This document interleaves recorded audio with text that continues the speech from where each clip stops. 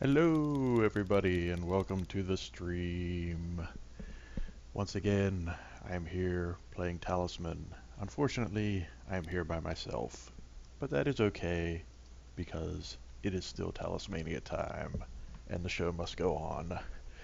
So, as promised, I am going to be doing the dungeon expansion, which was recently released for Talismania, or Talisman Digital Edition. Uh, and I'm pretty excited to be doing this. I actually would have done it last week, but there was a scheduling conflict, which apparently still has not been resolved. But let's just press on and make it happen. Better late than never, and all that. So I'm going to activate. We're just going to do a single player game here. And actually, the good thing about that is there won't be a turn timer to worry about, so I can actually take some time and go through the new part of the board in more detail, and maybe that'll be interesting to folks. Um, I do have some topics for discussion, some non-talisman related topics, because that's kind of been the theme of the show so far. Is talk a little bit about talisman and what's going on with that, and play the game, and then branch off into some other gaming related topics. Um, because this dungeon expansion is so big and there's so many new cards and this new board segment and everything, I'm thinking I'm probably going to spend most of the stream talking about that. But I will touch on some other games and stuff if it gets to a point where there's really not much more to say about the expansion. Uh, so I will try to fill time in that regard. But this is my first time doing this solo, so we'll see how this goes. Fingers crossed, everything will be cool. So, we're going to go with random characters. That just seems to be a fun way to play the game. I feel like it's a little bit less interesting when you can just pick your character and know exactly what you're going to be getting into, like having to deal with what you're dealt. It's kind of a cool way to play the game, I think. So we're going to stick with character selection because we do want to have some choice in the matter. We'll go with the revealed ending, and let's see, we'll exclude the standard ending. And then these are the new house rules that come with the dungeon expansion. So when you have this enabled, basically this is only characters that came with the game, which I'm not sure why you would want that enabled if you were enabling the dungeon expansion, but it's cool that it's there. And then the treasure rewards. Um, well, here, let me just do the info here, and we can just read exactly what they say. How about that? So, only base game and expansion pack characters. Okay, so actually, that's good that I double checked this because I was a little bit unsure of it. So, basically, there's character packs that get sold separately outside of the context of the base game and the expansion packs. So you can actually use this house rule to disable those. Um, so like uh, off the top of my head, I'm struggling to remember one. I guess the Gambler is one of those that was just sold separately outside of the context of an expansion. So this would disable characters like that. Um, and then, so this requires the dungeon being on. Upon completion of a Warlock quest, players may choose a random treasure card or a talisman as their reward. Um, So that's cool, but let's leave it off for the time being. Let's just play a more straight game for this first one. So, random treasures. After you defeat the Lord of Darkness, you're rewarded with a random treasure card. Okay, so this is a good thing that I'm reviewing these house rules because this was actually a point of confusion I had when I first started playing this. So I was under the impression that when you beat that guy at the end of the dungeon, or when you reach the end of the dungeon, you would get a treasure card regardless. But I see now that that's actually associated with this house rule being turned on. So let's go ahead and turn that one on and see how that affects things.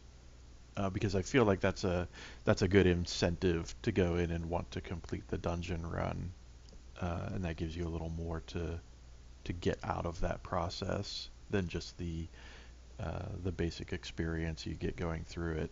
All right, so given all that, let's go ahead and start the game, and maybe if we're real lucky, we will get um, one of the new characters to play as. Oh, Dance Macabre, of course, we get the crazy ending, but that's okay. We've played this before, we know how this works. And let's see. So nothing new. Um, I guess given these choices, I'll take, well, let's take an expansion character. Let's take the Leprechaun. It's always good to get that free gold from hitting the woods. So let's go ahead and grab him. And alchemy, that's always nice, handy thing to have. Seems very appropriate for the Leprechaun as well. And then, yeah, switching with a character in your region could be useful. Not terrible spells. See what we can make happen with them.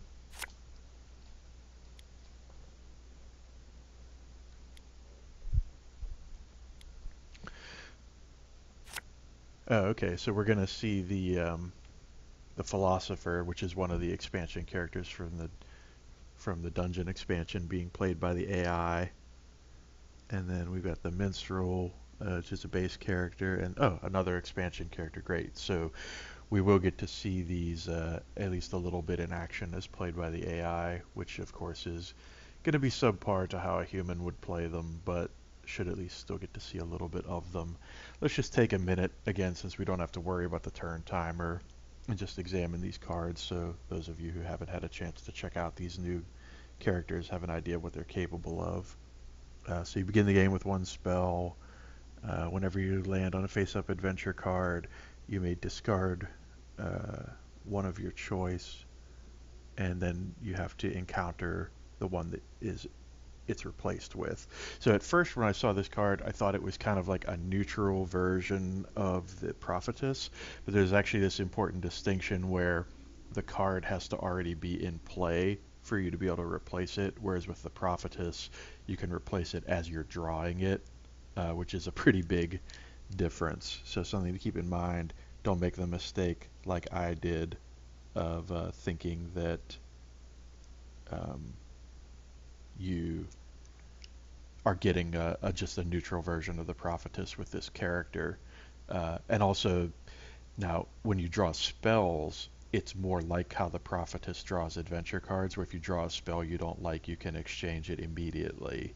So it's actually kind of a pretty powerful character in a lot of ways, especially once the board has a bunch of squares on it that are covered with adventure cards.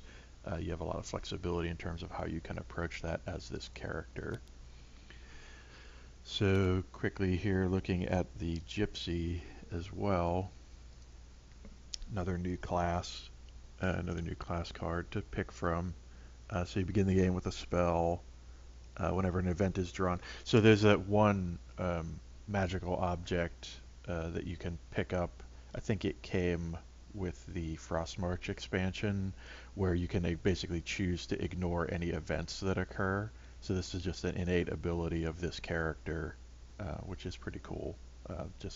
I've noticed that that's kind of a trend with the game, where a lot of the characters tend to have abilities that are represented by cards, but then they can inherently use those abilities instead of having to have the card for it. Like a good example of that from earlier would be like the Exorcist from the Reaper expansion, how his innate ability basically is like the cross card that you can pick up as an object. So kind of typical for the standards of the game to have characters that do that sort of thing. So that's the other cool thing this card can do. So whenever somebody discards a spell, you can actually pick it up and add it to yours, to your own complement of spells, assuming that your craft allows for it, which is nice. So, there's a lot of really great spells that get cast in the course of a game So the ability to just kind of snag those and add them to your own library for use whenever you want is pretty cool. So the other thing that is interesting about this is when you discard your spells, they go to the bottom of the discard pile, which I would assume means that if there's two gypsies in a game, when one gypsy plays a spell, the other gypsy can't steal it. Which kind of reminds me of like people having a knife fight in a wagon caravan or something. Anyway, I think that's kind of cool. So, having gone through all that, let's go ahead and get started. And actually, as soon as I get the opportunity to look at the board here, we'll take a closer look at the dungeon expansion. So, obviously, this is not something we're going to want to do right away. This is more of a mid to late level thing that you're going to experience. But let me just go ahead and roll this tavern roll. Cool. Actually didn't get the option to view the board there, so we'll have to wait till next turn to do that. I could have sworn you always had the option to view the board, but maybe it's only under certain circumstances.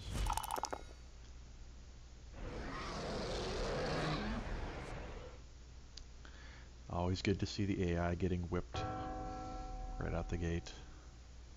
Fills me with joy and pleasant, happy thoughts. Oh yes, get that mess out of the way right away. I would not want to have to deal with that. Okay, yeah, that would be a good one for the philosopher to remove from the board when they land on it. Oh, busting out the water walking already. Interesting. Somebody wants to go to the middle. The instructor, good to know where that is in the event that I end up with some gold.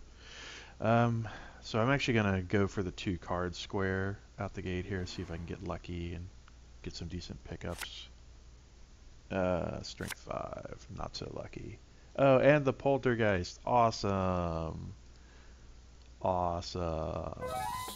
Actually, this might help me farm the woods a little bit, so maybe not the worst thing ever. But okay, so before we have this fight, let's take a moment and look at the board, because this will give us an opportunity to check out the dungeon area. So basically, you enter here at the square adjacent to the ruins where you normally draw 2 cards. And then your first sort of step into the dungeon is this dungeon entrance. And what you're going to find is that as you're going through this dungeon area, you are going to draw dungeon cards as opposed to just straight adventure cards, which will actually be indicated by a symbol up in the corner of the card, similar to how the Reaper and Frostmarch cards are indicated.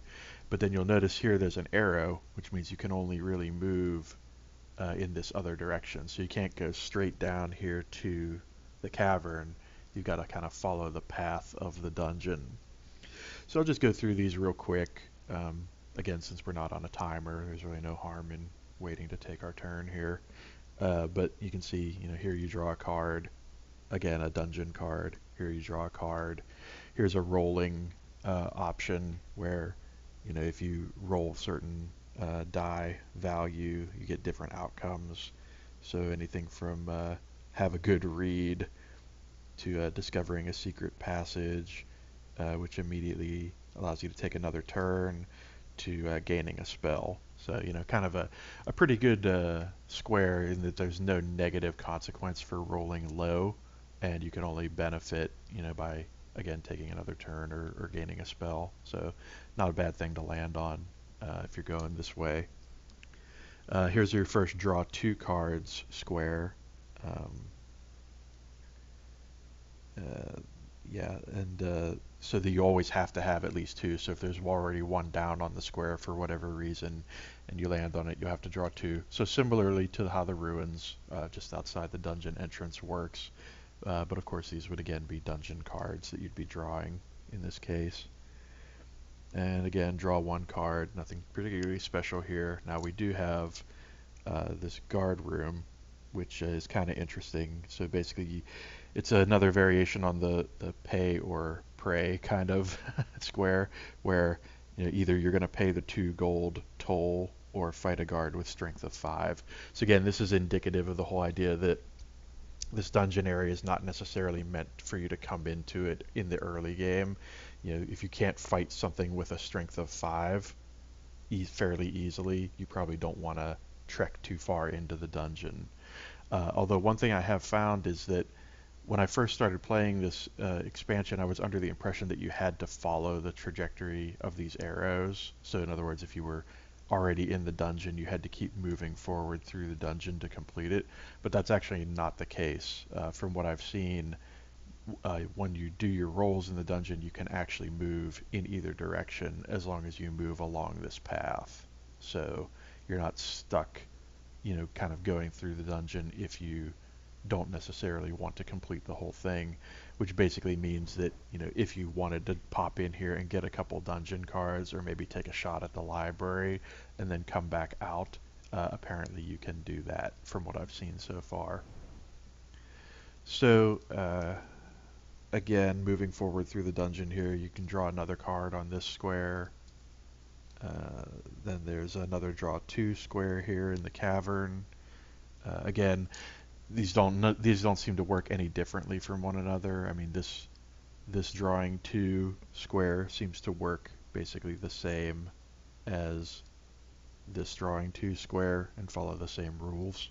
So you get a lot of repeated functionality, even though the actual image on the board is different. So it pays to really read those info panels to make sure you understand how the square works before you land on it.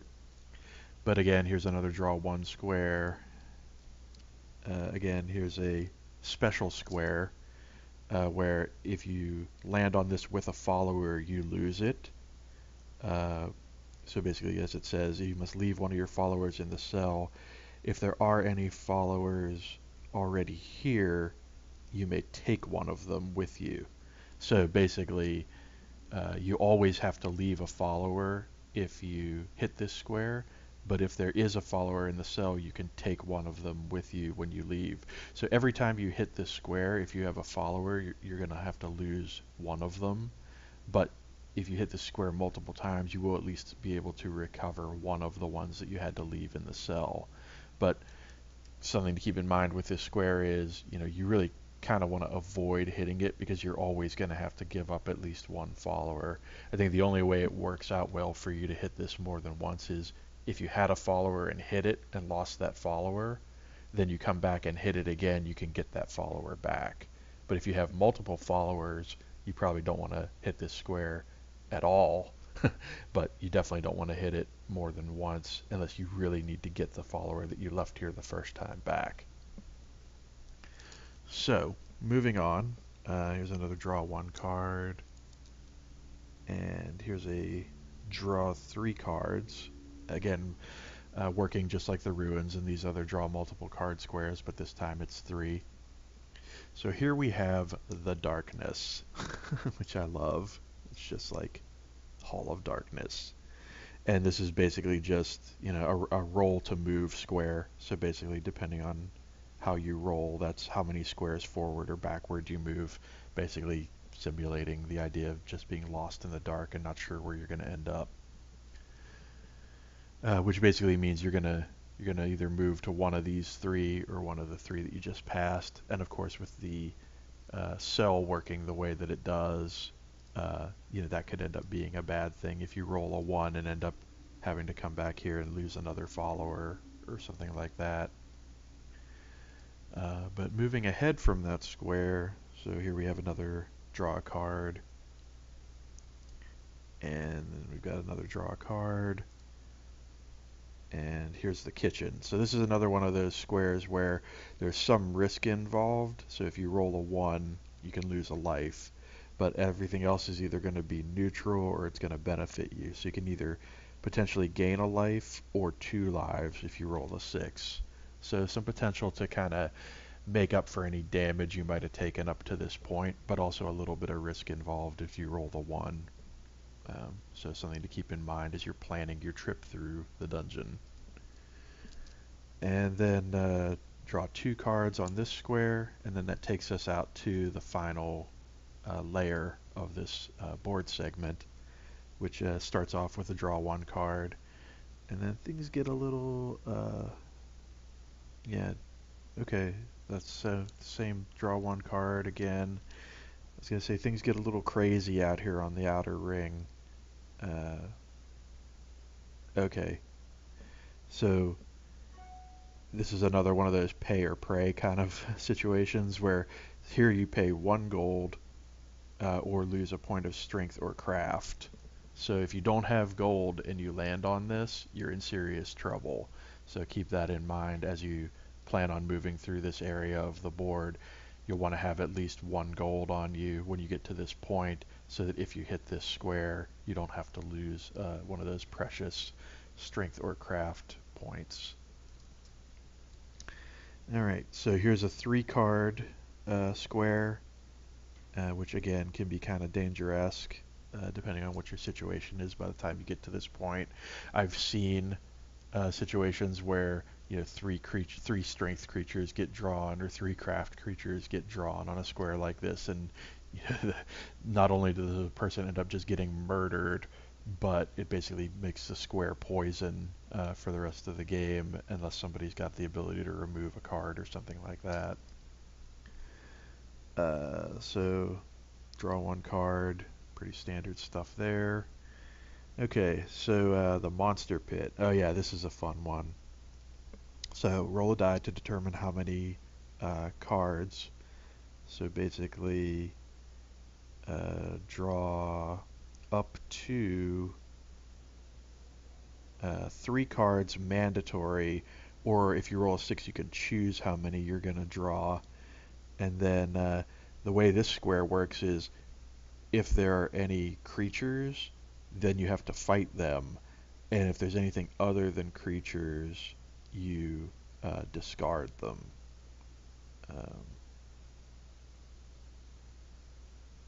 Yeah, I believe that's how that works.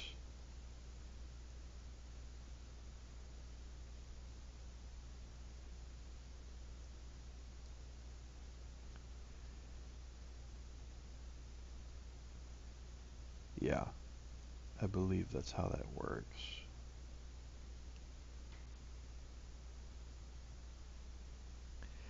Yeah, it doesn't say that specifically here, but I do believe.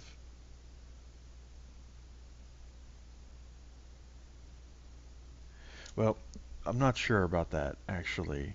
Now that I'm reading this again, it may be that you just draw the number of cards, but I think, if I'm remembering it correctly, that if you draw anything other than creature cards, they're just ignored. I think that's like the wrinkle of this square, if I remember right.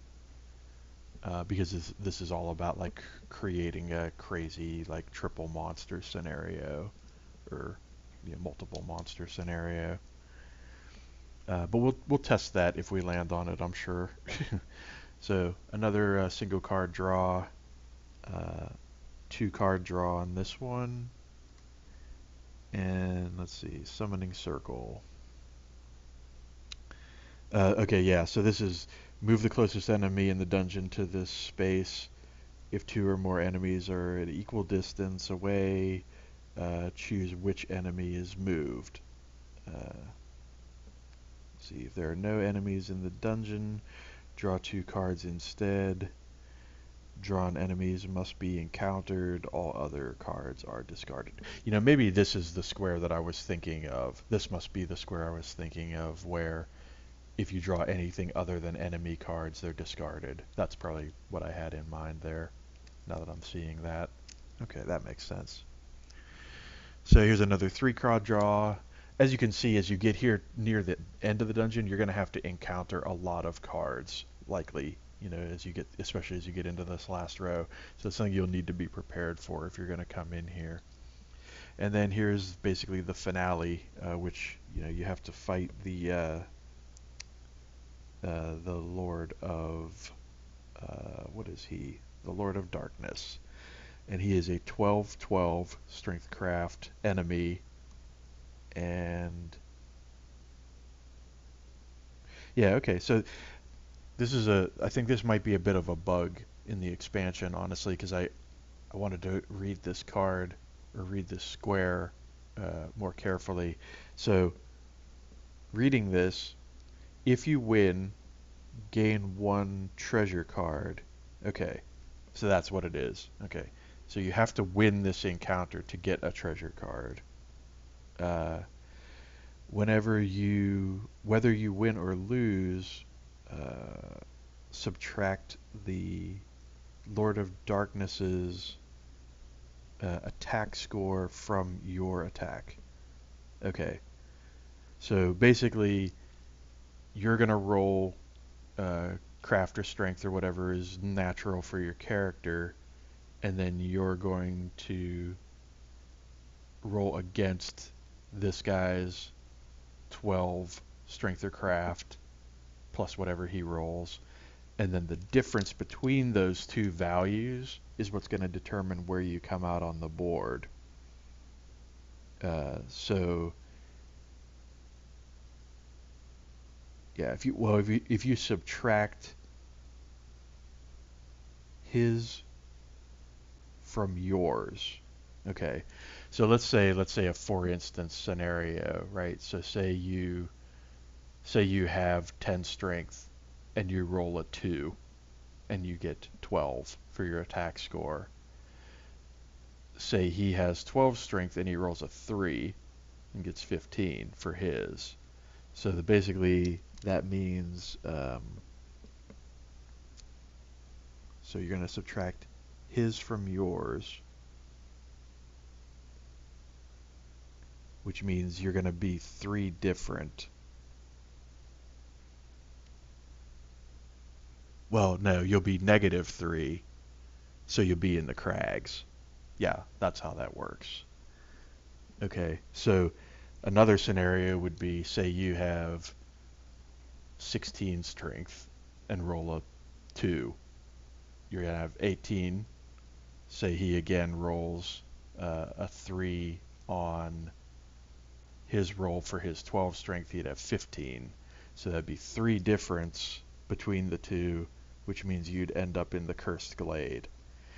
So basically the point of this being that the more you can beat him by, the more potentially advantageous your exit from the dungeon will be, such that if you can beat him by 8 or more points, so if you can have have his attack subtracted from your attack be 8 or more points, you can end up right on the Crown of Command by beating him. Because obviously you would be beating him to have that kind of spread.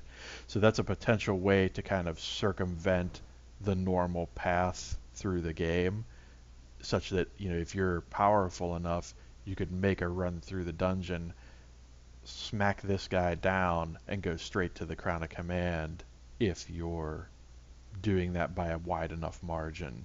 Or at the very least, you could end up somewhere, closer to the middle of the board than you would normally be, which I guess is, in a lot of ways, how they justify having these side expansions where you kind of go way off the beaten path of where you would normally go in the game to still be able to get to the center for the end game.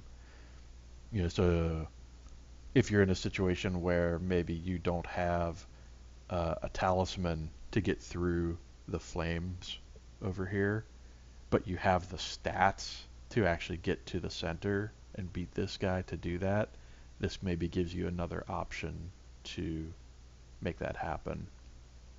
All right, so given all of that, let's get back to the game proper. I think that's more than enough time spent detailing that new section of the board.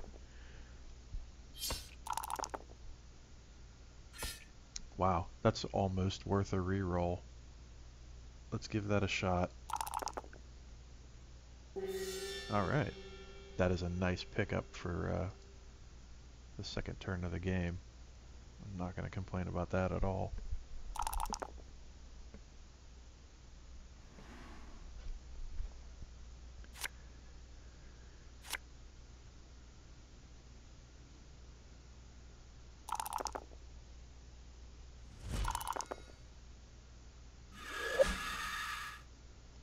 It is one kind of funny thing about this game is there's often a little bit of math that you have to do kind of on the fly, and especially when you're playing multiplayer games, sometimes that can get a little tricky, especially depending on how long the game has been going on, because sometimes keeping all of the stats and point spreads straight in your head can lead to some hilarious consequences if you manage to get something wrong.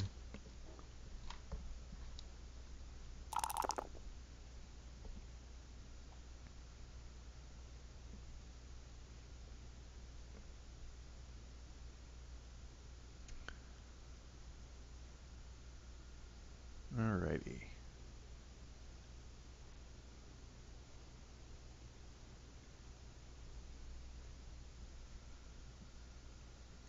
So, because I have the poltergeist on, I guess I should try to cross the river. So let's limp our way over to the tavern and see if we can get rid of that one. Ooh, armor. Feisty. So in psychic combat, I believe this is the one that only works if you... Let's see. Yeah, this is kind of like the psychic combat equivalent of the helmet. So, you know, we'll take it, but not really a great card. It might be a good alchemy fodder, honestly.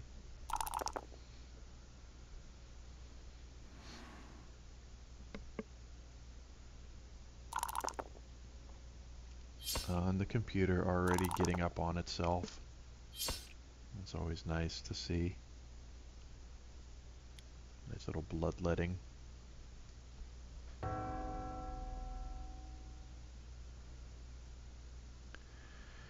I do love playing neutral characters because you get a lot of nice options, especially like a neutral character that can generate gold as easily as the leprechaun can.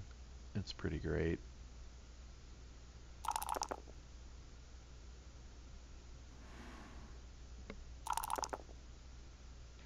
Because then you can just basically pay for health and fate and all the other stuff that, if you're good or evil, you end up coming on the short end of one of those two things on a fairly regular basis. Ah, crud. Well, you know what, let's see if I can get a reroll. Yeah. I'll take the gold.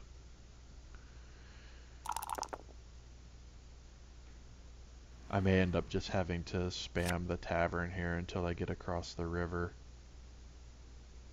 I'm just gonna need to get a 6.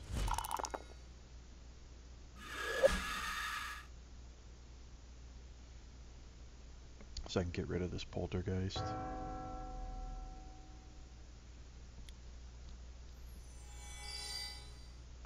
Actually, with 4 craft, that wraith might not be a bad thing for me to hit.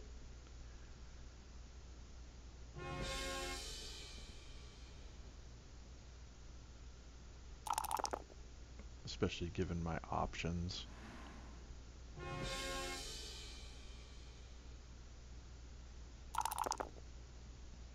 Oh, you can get 6s. I see how it is.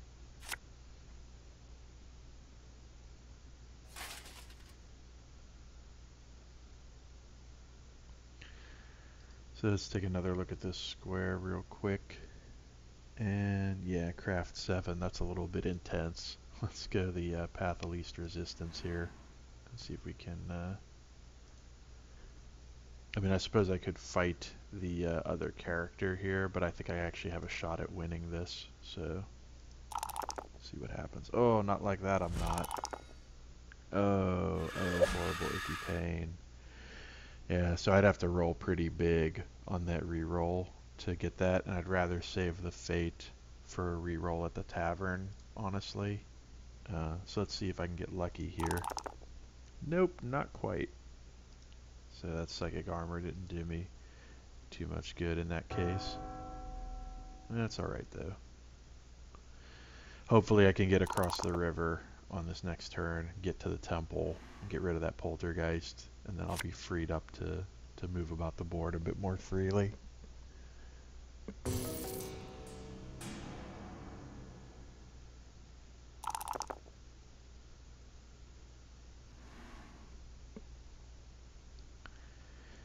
So what I may do is, until we get to a point where we're actually seeing sort of new gameplay mechanics, I may just talk about some of the other games I've been playing while I continue to play through this, just kind of keeping in the spirit of what the show has typically been up to this point.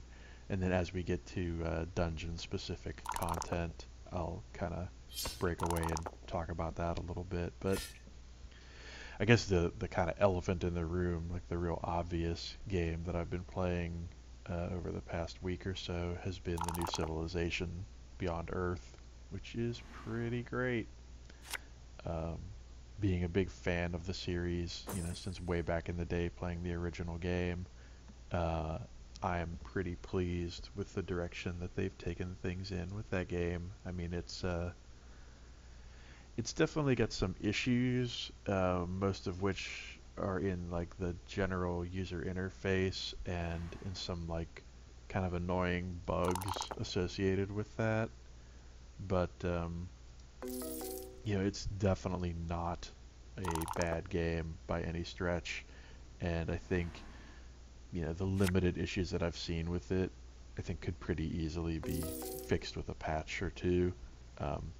Just to kind of call them out. Things like the way tooltips render whenever you mouse over certain things. Sometimes the tooltip ends up blocking the part of the interface that you actually would try to get to pick the next option. Or things like the nameplates on your cities, like covering up hexes that you would otherwise want to see unless you zoom in real close. There's some little detail-oriented, kind of glitchy, twitchy user interface things in that game that I think could definitely stand a few more passes of polish and refinement. But um, given that they've made some pretty radical changes for Beyond Earth, I can kind of be forgiving of that to a certain extent. I mean, they very obviously have tried to change up the user interface while still keeping it similar to what people expect from the game, from playing Civ 5 in particular. So it's kind of a bit of a tightrope that they're walking there, and I definitely have an appreciation for what they've managed to accomplish in the first version, the shipping version of that game. It's definitely a lot more polished and solid than a lot of other games that I've played upon their release. So I'd say overall, I really don't have any complaints about the sort of state of the game, although I am certainly looking forward to seeing what they do in their first patch whenever that is released, to kind of refine things and tighten them up a bit. But moving away from the technical considerations, the game is just really fun, and I found that surprisingly, I'm really enjoying playing it in single player. And I guess because I've played traditional Civilization so much over the years, that the sort of trappings of the single player experience, I've kind of gotten to a point where I can live without those because I play the game so much in a multiplayer context. But there's something nice about, just having a little animations play, or having, a little more presentation done in the single player mode. Especially given that this game introduces some new mechanics that weren't present in Civ 5. Man, I am just making bank off of this tavern. Unfortunately, it's not actually helping me solve my poltergeist problem. But anyway, the Civilization sort of win in the single player, I think, is that it engages you in a way that maybe isn't quite so engaging when you only play in multiplayer. There's something about the way they present new concepts in single player with the kind of progressive tutorial screens that they have, and just the way everything kind of flows in the single player game, I think does a really good job of establishing the new mechanics that are present in Beyond Earth and kind of getting you invested and immersed in what's going on gameplay wise in a way where if you're accustomed to regular Civ and you just jump into the multiplayer of Beyond Earth, I think it doesn't make quite as good an impression as the single player does.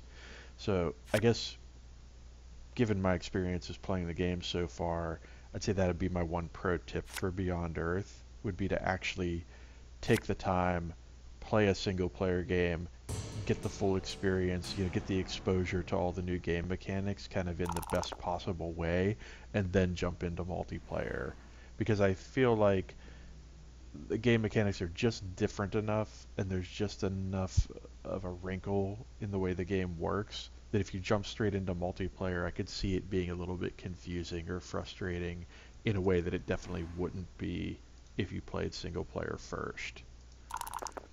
So I guess those would be my general thoughts on Beyond Earth, based on the, I don't know, dozen or so, 20 or so hours that I've spent playing it so far. I've played a few multiplayer games, played a few, I have one like single player game that I'm pretty far into at this point, and I've definitely really been enjoying it, but I'm also a little bit waiting for the patch to come. I think that's been the reason why I haven't kept up with it, because I'm kind of curious to see what they will patch, if they will do any kind of user interface tweaking in a short-term patch, because I kind of would like to see some of those issues addressed, like the way the tooltips render relative to the mouse pointer can be particularly annoying at times, and I've definitely gotten to a point where I've figured out how to work around that, but it would be nice if they would reposition that stuff, like especially when you're first learning the game and you're depending on the tooltips a lot to help tell you what certain things you might build in the build screen do and things like that. The way that the tooltips kind of get in the way of the rest of the interface is a bit annoying. So I'd definitely like to see some attention put to that, and maybe see that addressed sooner rather than later. But I almost kind of feel like I'm nitpicking with stuff like that, because it is overall a very solid package and experience based on what I've seen so far, but there are definitely little details in there that I think could use some love. So speaking of love, let me talk a little bit about a game that I love from my past, which just basically got re-released on one of those remastered editions, which is Wings. Now, those of you who are old like me will remember a game company from back in the day called Cinemaware, and they were famous for trying to incorporate cinematic or movie-like elements into games, and they were quite good at it for the most part, in terms of their games being kind of a notch above a lot of other people's products in terms of presentation. Now, there are a lot of people who might argue that Cinemaware games weren't exactly the most exciting or engaging or useful in terms of gameplay, but I think that's a debate. That's definitely a debatable thing. You know what? I'm gonna have to try to re-roll here and hopefully get a 6, because I really need to get out of this kill loop with this Wraith.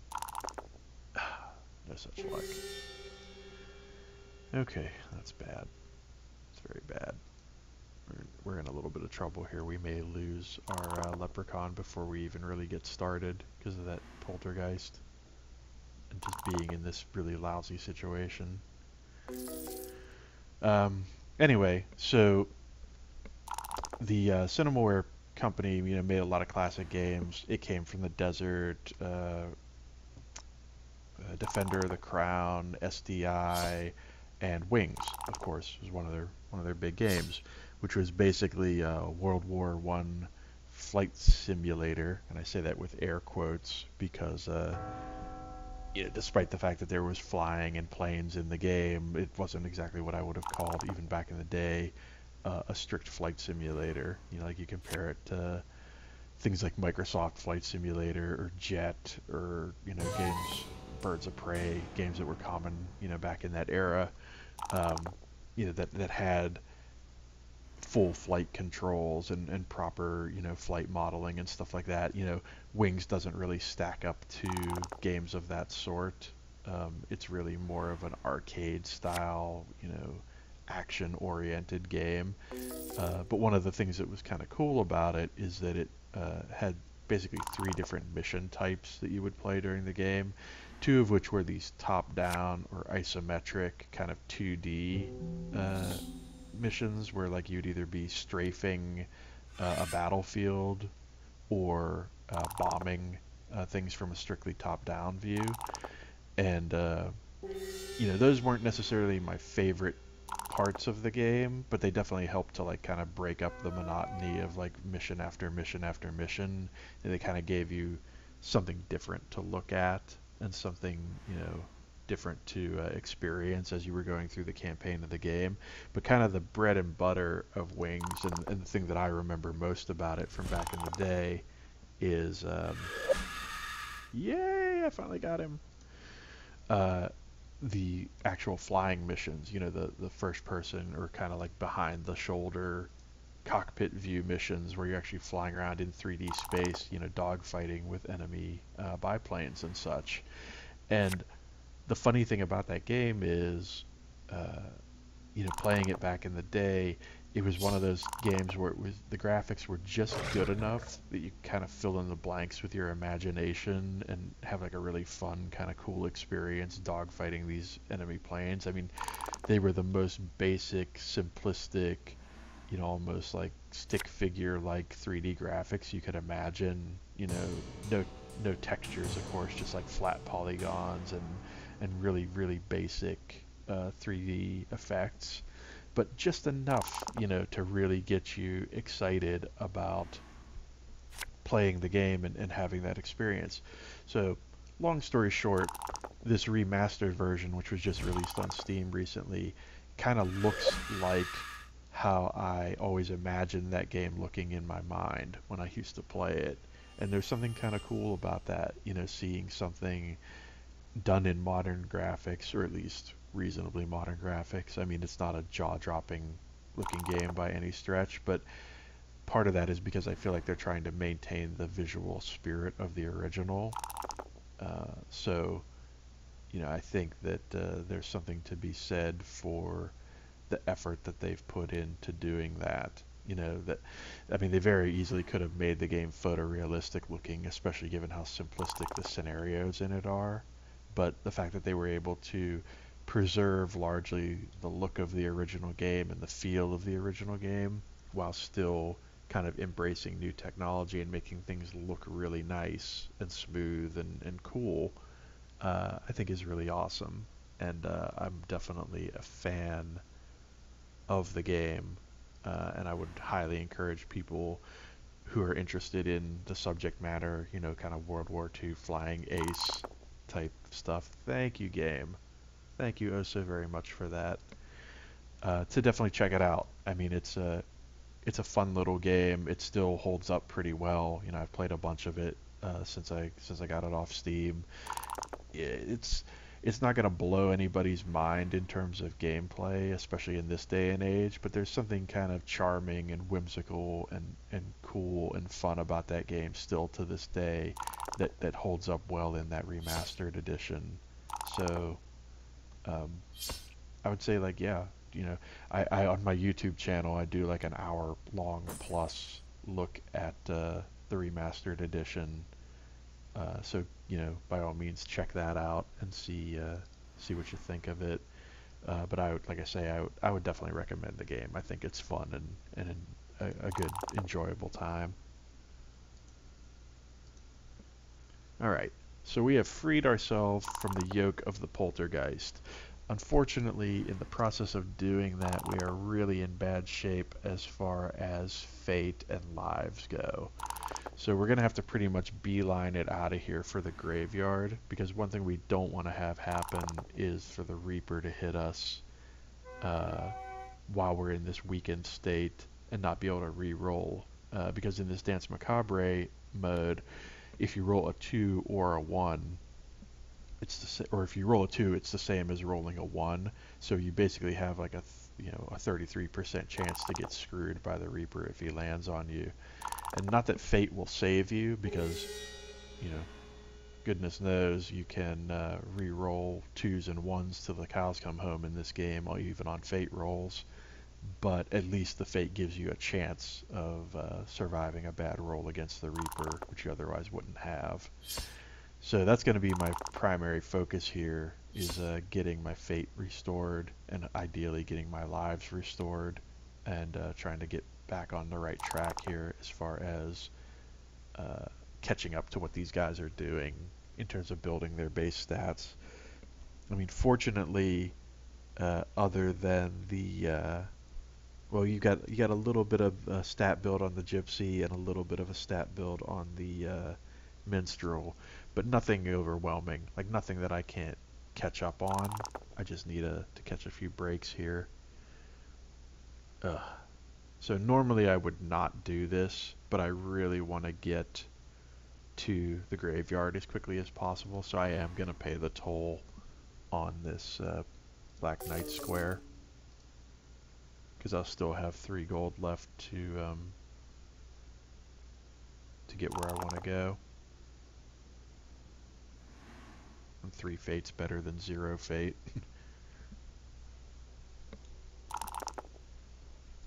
So one thing I will talk about Talisman, and you may have noticed it as we've been watching this gameplay unfold, is I have to say I feel like the AI plays a little bit better now than it used to.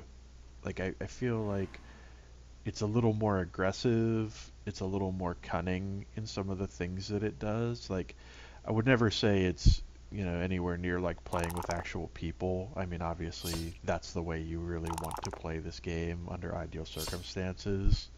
But it's our strides being made in terms of how the AI plays the game. Like, it definitely feels more like that's the case, you know, that things are improving. I have a bit of a conundrum here, because I could go back to the castle and heal a life, but honestly I feel like at this point the graveyard's probably more important than the castle, so let's keep moving towards that. Oh, Blizzard, awesome. So awesome. So the Gypsy can choose to ignore that, but I cannot. So I'll be moving. It's like I can't get rid of the Poltergeist no matter what I do. But yeah, as I was saying, I feel like the AI has definitely improved in a noticeable way. I mean, the last game of this that I played, the AI actually won, which is a bit embarrassing to say, but it's true. I mean, and I think that says something about the improvements that they've made to it. It's definitely a lot stronger.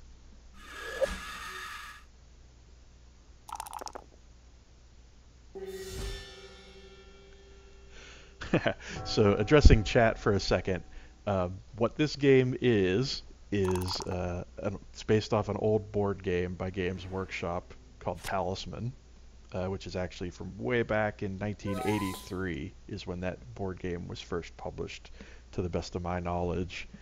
And basically, this is the digital version of it, right? Like, this is the computerized version of that game where you can actually play with other people, or as I'm doing here, playing against these AIs. And actually what I'm doing here today is kind of showing off this new expansion, which you can see like up here in the corner of the board. There's this new part of the board that's called the Dungeon, and that was actually just recently released for this game, and that's why I'm kind of showing it off here today. But this is actually something I do on a fairly regular basis, just kind of talk about game stuff in general or gaming topics in general while playing Talisman. Because the interesting thing about Talisman is you can play this game 100 times and have a completely different experience each time you play it. And there aren't too many games I can think of that are like that, which is why I felt like it would be a good backdrop for a show like this.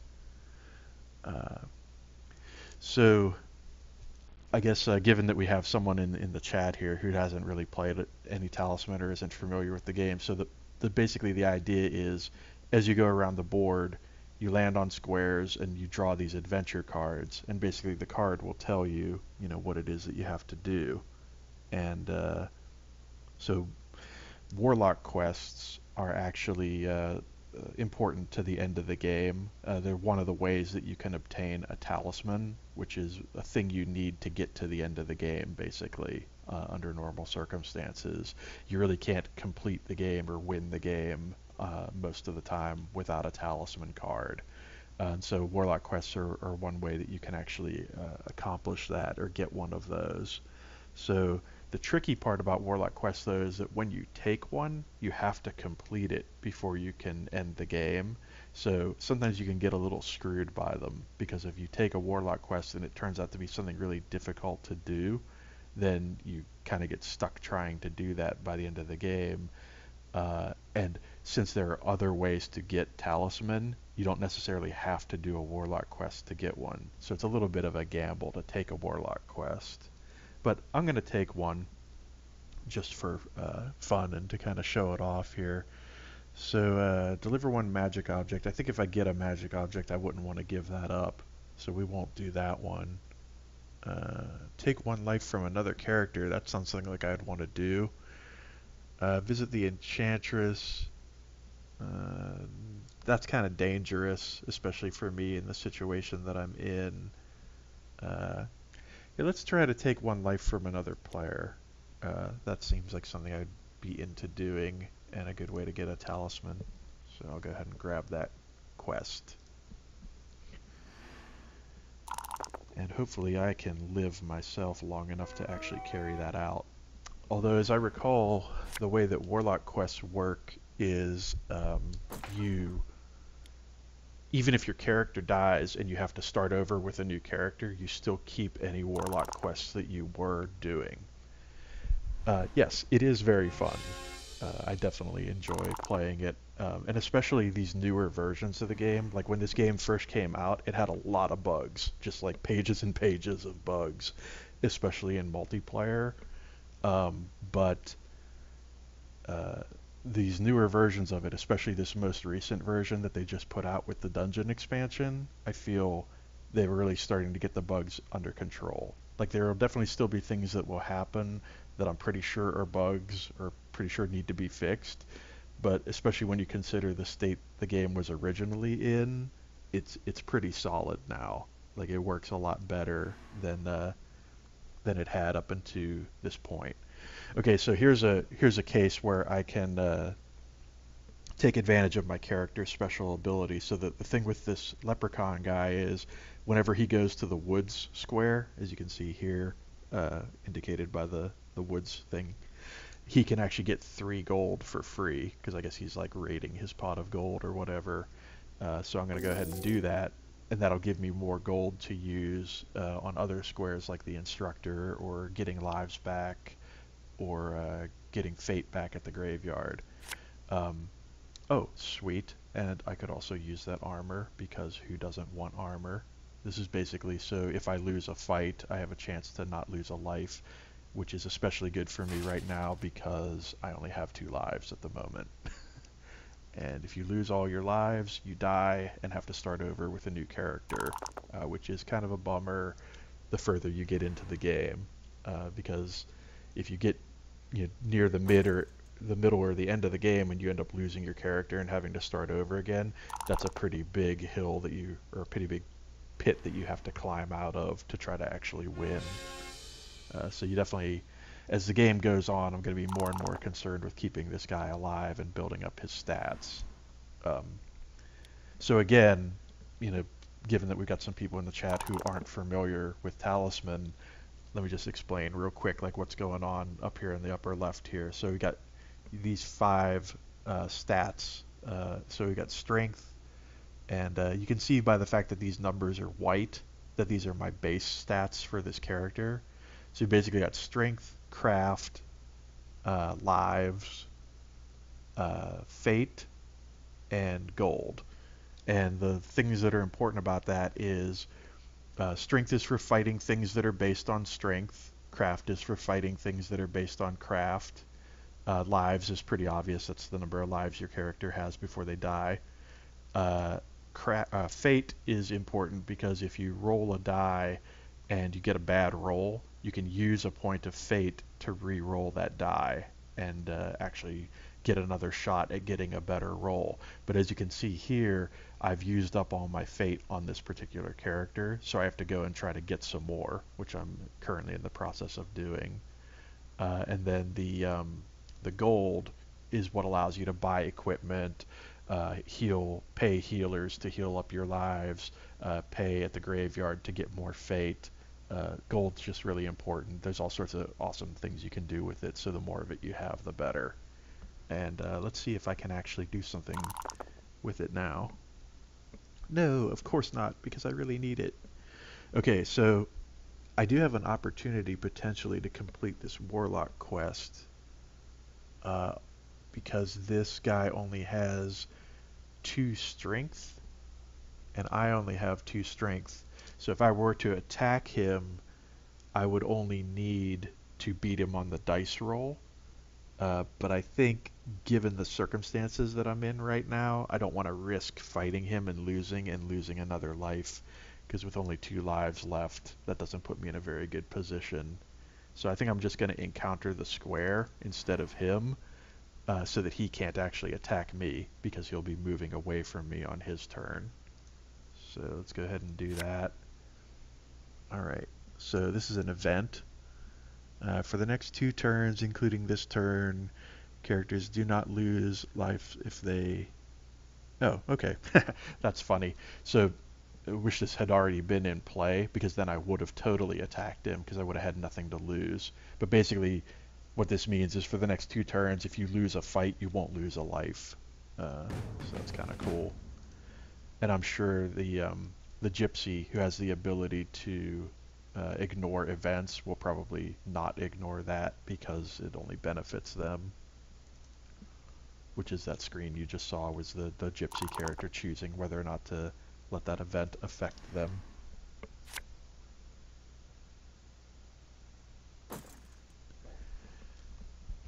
Yeah, I would definitely recommend this game. I think it's pretty solid. You know, like I say, there are the occasional technical problems with it here and there.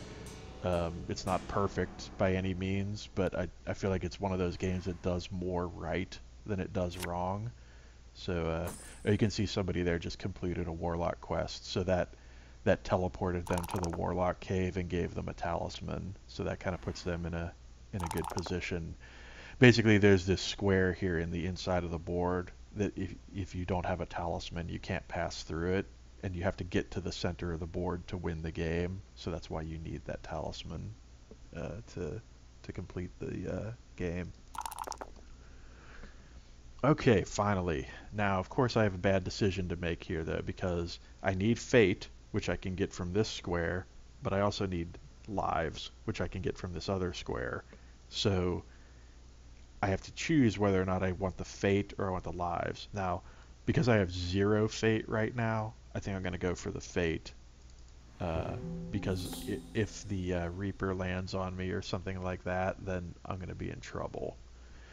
So I actually don't think I have any followers, so I don't think I'm going to be affected by this too much. Okay. Okay. Oh man, I should have gone for the lives. I forgot about that. I thought that the leper only affected your followers, but now I'm reading the card and realizing that it affects you too if you don't have any followers. So I think I actually just screwed myself here.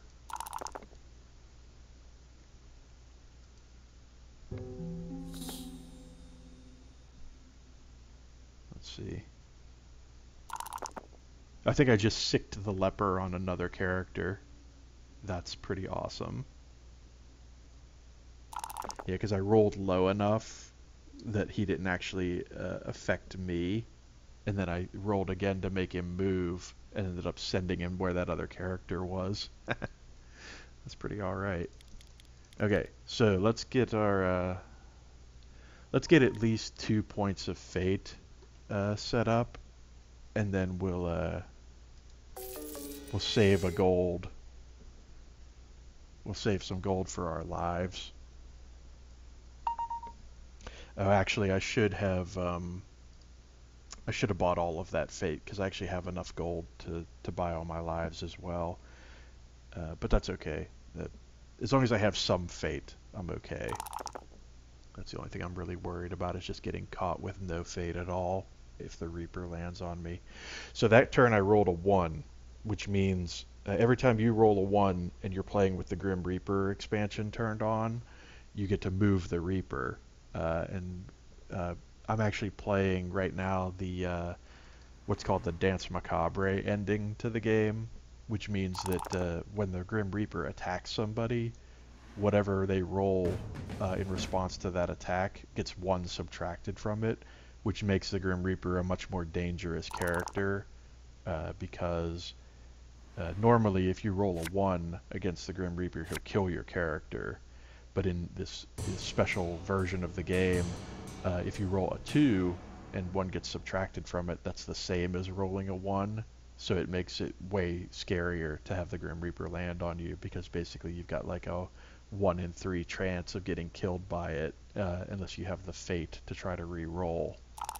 Oh, awesome. So we're going to get to go here and get our lives back once we fight this craft creature. Oh, come on now. Oh, seriously? Seriously, game? You're seriously gonna do that to me? Oh, man. Gonna seriously roll a 6. Alright, fine. And the armor doesn't work. Boo. Boo. Alright, so this puts me in a bad spot, because now I'm down to my last life, which means the AI is probably going to start targeting me to try to eliminate my character. So hopefully I can make it to a healer and get some lives back before that happens. Otherwise, this is going to be a real short game for the Leprechaun.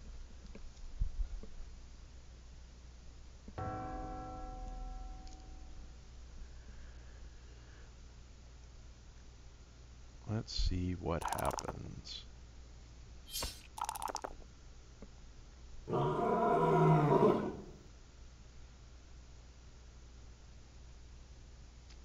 Always good to see the AIs getting roughed up. It's always really disheartening whenever you're having a tough game and all you see is like the AI picking up all the best items and getting all the best rolls. It's kind of nice to see them failing because then you don't feel so alone. Like, yeah, eat that gypsy dragon, eat her, eat her. Yes, fail, fail. You're just like me. You're just like me. Anyway, let's see if we can start turning our luck around a little bit. Well, I guess I can pick up some more fate at the graveyard since I do have the money for it. Let's go ahead and replace what we lost fate-wise. And then we still have 3 points left to get to the healer with, which will take us up to 4 lives, which I think is the normal for our character. I think that's right. I think the leprechaun starts with 4 lives. What we really need to do is roll a 4 next turn, because then that could get us onto the chapel. We can just pay to get our lives back. Or I think also if we roll a 6, we get to go to whatever square we want, which would be also pretty ideal.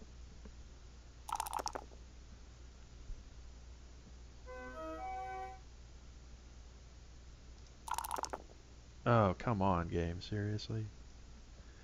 Okay, so let's see what we can do here. Rolling a 1 again. Well, we definitely don't want any part of that dragon, because that dragon will just melt our face off. So there's that. I don't think we have a card to worry about on this square, so let's just go ahead and encounter the square and hope we get lucky. Oop, well, I'll take the gold. I'm not going to complain about that. Makes up for what we just had to spend on our fate. Let's keep this Reaper nice and far away from ourselves. Let's put him on like the other side of the board.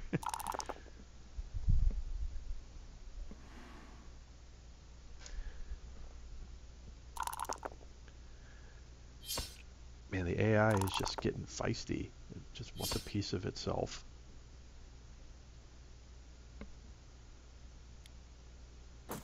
That's a nice item. I actually wouldn't mind having that clover at the moment, just to be able to hit the square I want to hit.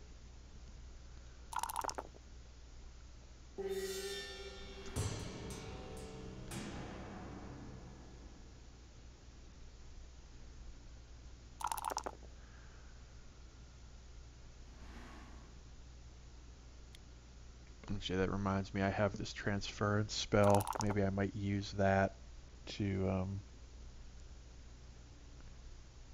go where the gypsy is, because there's a healer there. Yeah, I think that's what I'm gonna do, actually.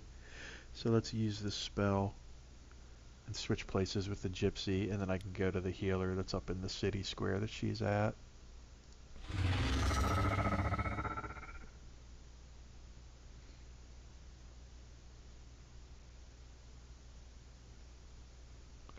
So the timer here is just giving other players time to try to counteract that spell, but the AI would normally do that instantly, but you know, if you were playing a multiplayer game, that's why it gives the countdown there, to give other players a chance to do that.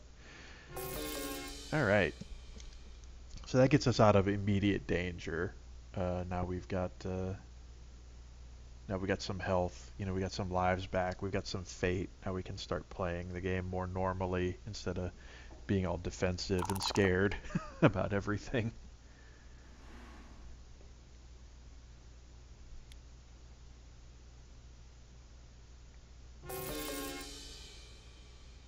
Let's see if I can start to get something going with this character, because I feel like I've been off to a slow start here because of the circumstances of the way this game started, but hopefully I can start using this guy's abilities to make some stuff happen, kind of make up some ground.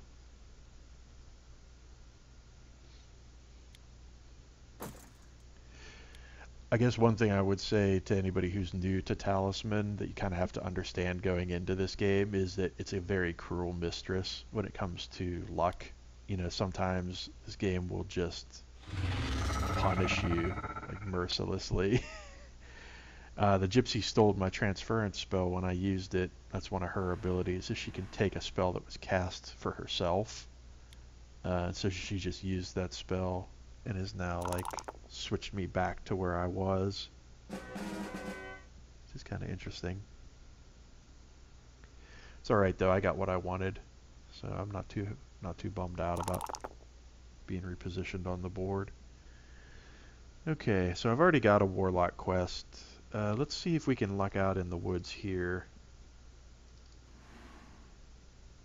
And, alright, so these aren't woods.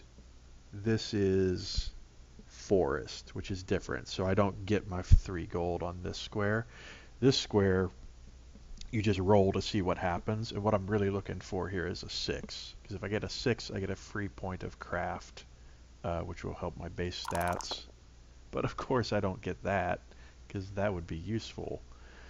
Well, I really don't want to fight a guy if I can help it, because I only have 2 strength. So here's a good opportunity for me to use my fate to re-roll this.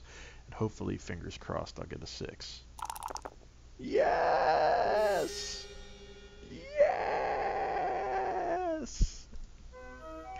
Alright, so as you can see now, in the upper left hand corner, I now have 5 craft, and you can see it's in green now, which means I have more than I normally would have, because I just gained that point of craft from rolling a 6 on that square. So that's basically how that works. And typical like end game scenario is like you want to get at least one of your stats up to around 10 or 12, and that's kind of when you can start thinking about moving to the center of the board and trying to win the game. So the quicker you can get your strength and craft stats built up, the faster you can try to make a move to win the game.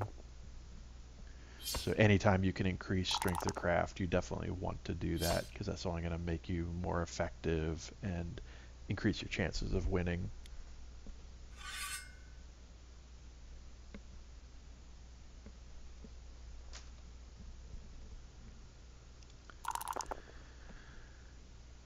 Alrighty, so let's see. Okay, so I guess that's not a leprechaun thing. I thought the leprechaun had the thing where when he rolled a 6 he could go anywhere he wanted, but maybe I'm confusing him with another character. I probably am.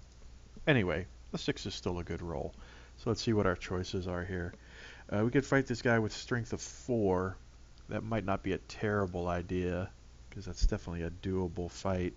And considering I don't really want another warlock quest, I mean, I could go into the dungeon and try to grab a spell from the library, but I think I'm going to be a little risky here and try to go after the guy with strength, because if I combine that with the strength that I already have, then I can trade those cards in for a point of strength added to my base stats.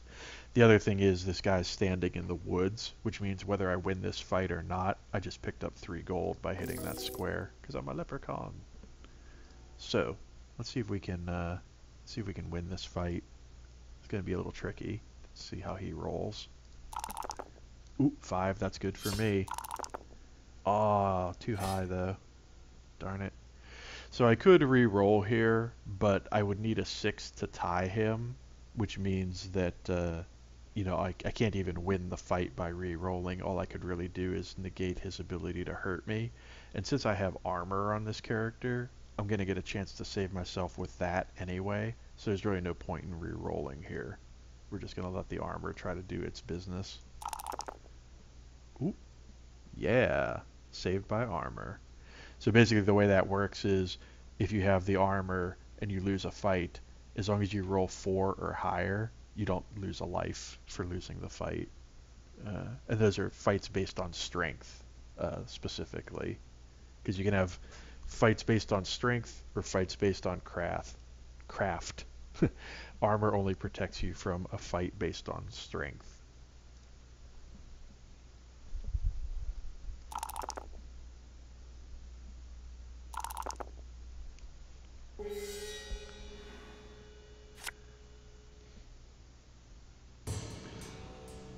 Alright. Seeing a lot of Frost March cards, that's cool. That altar is definitely one from that expansion pack. I've actually got all of the currently available expansion packs for this game turned on. So I got the Reaper expansion, which is what's giving us this special Dance Macabre variant of the game. And I've got the Frost March expansion, which is giving us a bunch of extra cards and a bunch of other like house rules and wrinkles for the gameplay. And of course the dungeon expansion. So I've got all 3 of the major expansions turned on for this game. Something to keep in mind, because obviously if you pick this game up, the base game is a little more simple than this. You know, there's less characters to choose from, there's less squares on the board, there's less cards that you can draw, all that sort of thing. I'm happy to see the AI not targeting me. Oh, well, of course. Of course there's that. You could have targeted me with the healing spell. I wouldn't have minded that at all.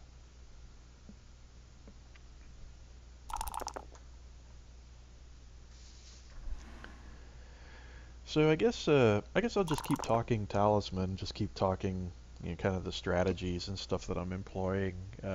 Yeah, I feel like if there's folks watching who aren't really familiar with the game, that's kind of a good way to go with this. And you know, the intention of this episode was always to really focus on the dungeon expansion anyway, since that's new. So it doesn't hurt to to focus on the gameplay itself for a change. If you go back and watch the previous episodes of this that I've done with Blue Orthodox, we talk a lot about other things that are going on in the gaming industry, like other games we're playing or industry news and stuff like that. But that's mostly been because the game had basically been the same way for a long time. Like it had been a long time since they'd released an expansion pack. So we were kind of assuming that anybody who was watching already was familiar with the game. Um, but especially with the dungeon just coming out, I think it makes a lot of sense to focus the commentary here about the actual game. So let's see, do I have a chance to jack anybody? I still need to take a life from somebody to complete that quest. I don't think this is the right opportunity to do that though. I mean well, I do have fate. You know what, let's see if we can jack this guy with our fate and complete that warlock quest. Ooh, a 6, that's pretty alright. What do you got, buddy? Oh, nice. Nice! Alright, so whenever you defeat somebody, you can actually choose what you want to do. You can either take some of their gold, take one of their objects, or just take their life. But since we have that warlock quest to take this guy's life, that's what we're going to do.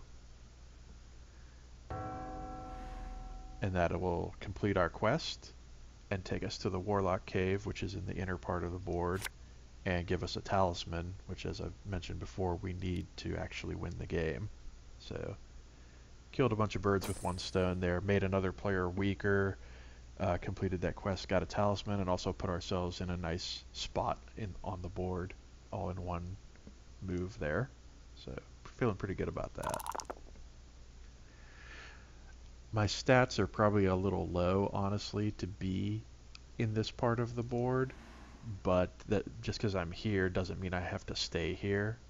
And I'll kind of see how things play out, see what kind of rolls I get as to whether or not I stay in the middle here or go back out to the outer ring.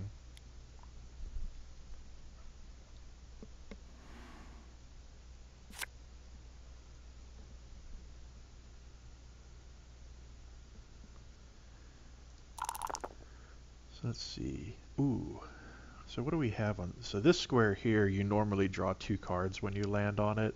Let's see what's already on here, because it looks like this already has a couple on it. So let's see.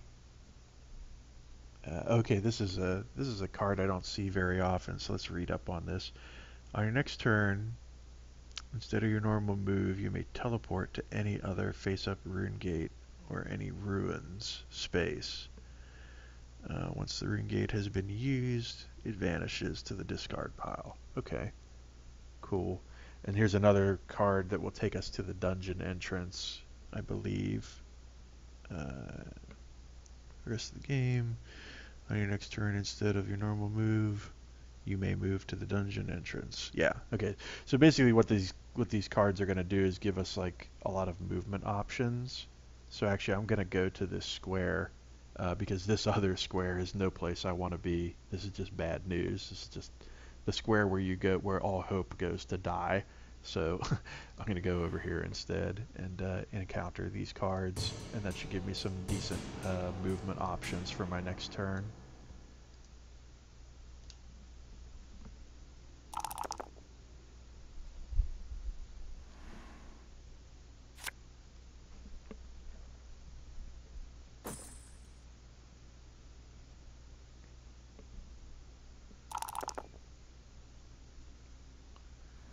So taking a look at the other characters and what they've got going on at the moment, I'm not really seeing anybody like running away with the game just yet. The gypsy getting turned into a toad definitely helps my cause. I am a little bit... No, I'm not really concerned about anyone, to be honest. It doesn't seem like anybody's got a real advantage here that I need to worry about. I think if I just kind of play it cool and don't rush into anything, I should be alright. So because of those cards I encountered, I could actually go like directly to the dungeon entrance. I could go over to these runes here, these ruins over here, these ruins over here. So let's kind of check out our options a little bit. So we've got a face-up card on this one, which is that Yeti. Now he's only strength 4, but my strength is still really low. And you have to deal with him throwing that boulder at you when you first encounter him. So it's basically like having 2 fights in one card. Let's look at our other options here. I'm not feeling it for the Yeti at the moment. Let's see what we've got in the dungeon. So here's a magic object we could maybe get. So no evil character can have this. Whenever you use armor and roll a die to prevent the loss of life, you may add 1 to the score. Oh, that's pretty awesome. Wow. Oh, you can also add 1 to the score when praying. Oh, let's go get that object, hey? That sounds pretty alright. Going to the dungeon, picking up an object, because it's super cool. Alright.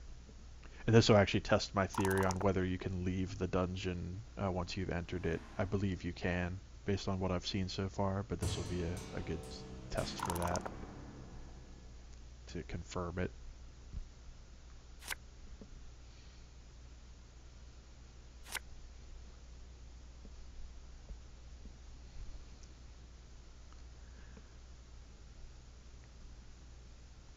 I love it when people get turned into a toad. Oh no! Oh, what are you doing? Oh, you're a bad person doing bad things. I don't like you. Alright. So, the thing that I really don't want to have happen here is I don't want to turn into a toad if I can help it. And I don't want to lose craft. So I really don't want to roll a 1 or a 3 here. The gold would, or a 4, the gold would be bad too. But if I could manage a 5 or a 6, a 5 is actually what I really want. If I could roll a 5, I'd be extremely happy. Let's see what happens. Oh, I do not want to be a toad. I really don't want to be a toad.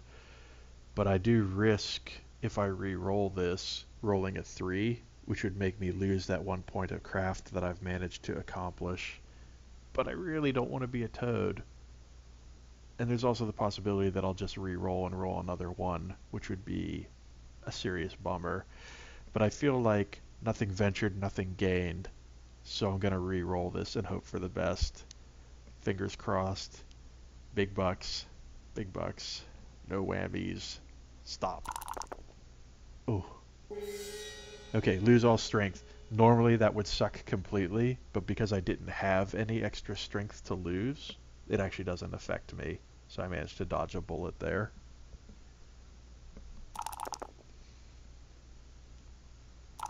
Thank goodness that wasn't a 3. Because that would have been terrible.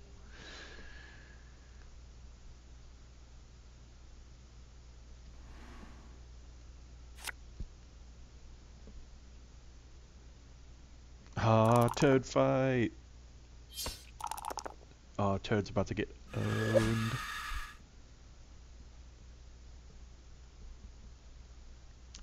That's awesome. How many lives does she have left? 3? Eh. She's completely out of fate and gold though, which is pretty cool. Okay, so yes, I can absolutely leave the dungeon, which is sweet. Let's see what I can do out here in the belt. Oh, I could really use this strength too, because I can combine it with the strength 5 that I already have. Let's go for this for sure. So at the very beginning of the game, I got really lucky on a card that I encountered, and I managed to kill something that had a strength of 5, even though I only have a strength of 2. And the way they call them trophies when you defeat enemies in this game, the way trophies work is if you collect 7 points worth of trophies for a given stat, you can trade in those trophies to then boost your stat. So this is kind of an important mechanic of how the game works. So I killed this 5 earlier, so strength 5 plus strength 2, that gives me 7 points of strength. So I can turn that in, and then my strength up here will go from 2 to 3 permanently. or at least unless something bad happens to it. But let's go ahead and turn those in. And you can see now my strength up here is green and a 3. So actually, like right now, I'm probably doing the best out of anyone, uh, except for perhaps the Gypsy in terms of improving my stats. So that's pretty awesome.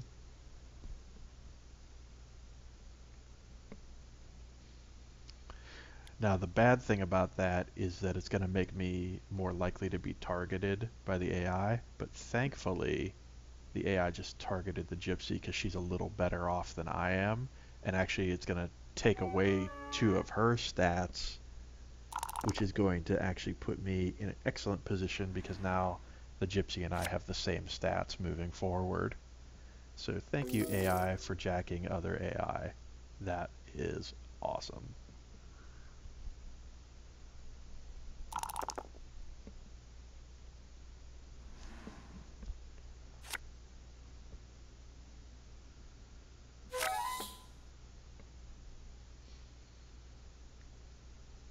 All right. So now where do we go?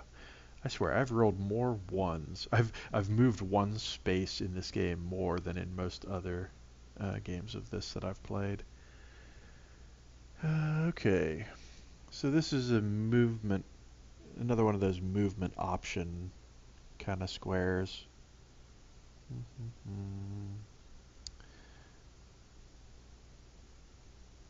Uh, yeah, you know what? I think I'm gonna go for the forest again.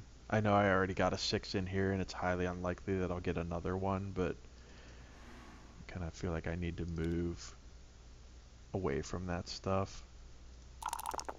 Yeah. Yeah, I'm not gonna.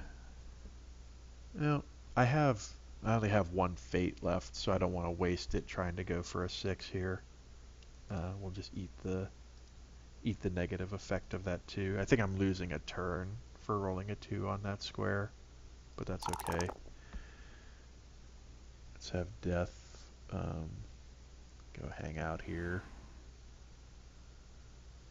See, I think we're gonna have to wait a turn to play again, if I recall correctly.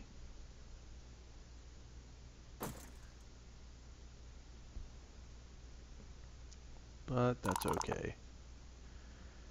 Honestly, sometimes I think it's a little better if you don't do too well too quickly, because I feel like that raises the attention of other players, be them AI or humans. Like you kind of the trick to this game, right, is you kind of want to fly under the radar a little bit. You don't want to do so well that you stand out above everyone else and become a target. You want to just be doing well enough that you're keeping up with the pace of the game, so that whenever the end game comes and you got to make the rush for the center, you're in a good position to do that. So it's kind of a tricky thing. Like sometimes you can do really well in the early game, but then all that ends up doing is making you a big old target with a big old bullseye on you. Somebody taking a warlock quest. Interesting. Interesting. Oh, giving up their objects. Oh, interesting. Alright. People want their talisman. That's cool. That card is almost exhausted. There's just 1 more warlock quest on it, and then it'll go away if somebody takes it.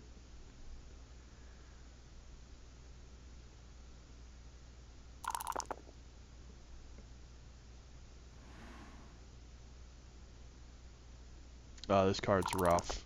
I've had to fight this dragon before. Basically, if you lose this fight, the dragon takes 1 of your items.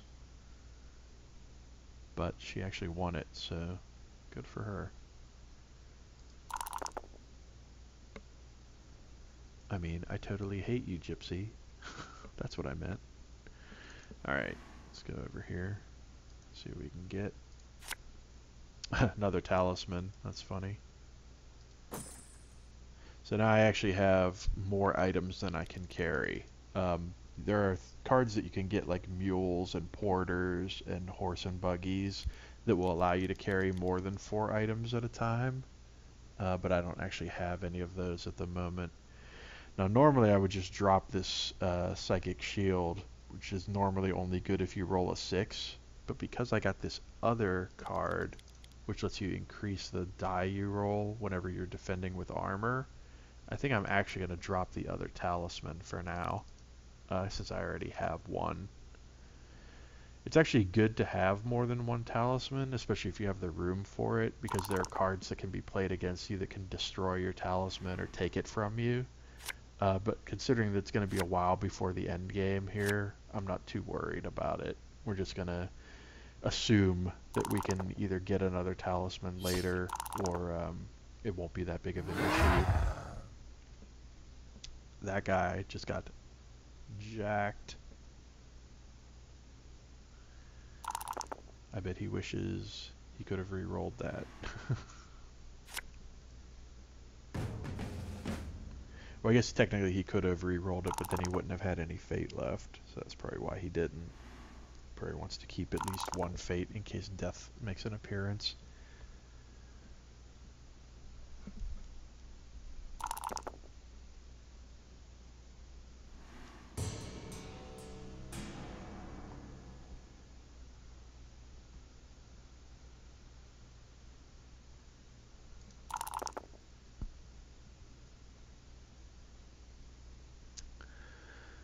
So let's see. I could replenish. I'm down a life. It probably wouldn't hurt to get some of my life back at the chapel.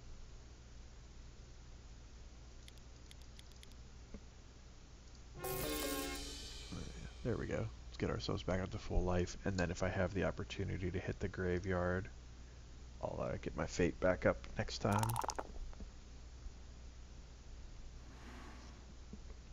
It's basically all about trying to keep your stats up. You know, you don't want to ever run too low on any given stat if you can help it. And again, the nice thing about playing one of these neutral characters is you have the ability to pay for things like lives and fate, which are normally associated with alignment. And especially since the leprechaun can come by money so easily by landing on those wood squares, it makes it really easy to buy your way to success. Oh man, people are getting the toad. That was the gypsy got it first, and now the minstrel.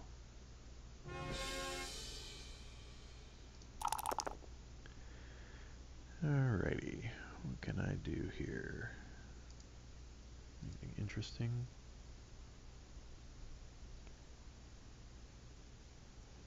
Nah, I'm not really worried about eliminating any squares off the board at this point. There's nothing that really annoys me that much.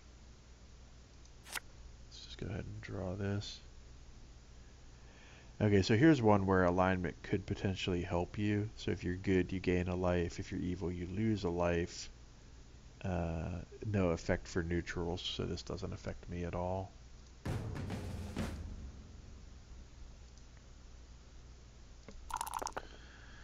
Get away from me, death. Far away.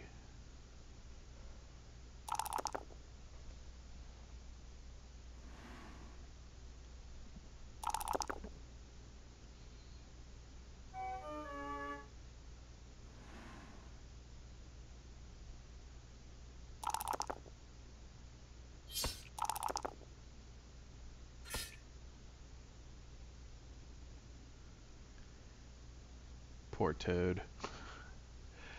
That's probably one of the only circumstances where that card he was facing wouldn't just run away from him, because he actually was a Toad there, but he still couldn't get the roll to actually beat it. Man, I'm rolling so many ones this game. So many ones. So let's see, can a neutral character pray here?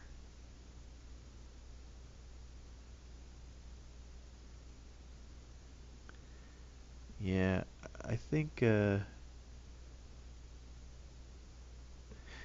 only a good character can pray at the chapel, so there's really no point in me going there. I guess I'll go to the crags and try to get the free strength point.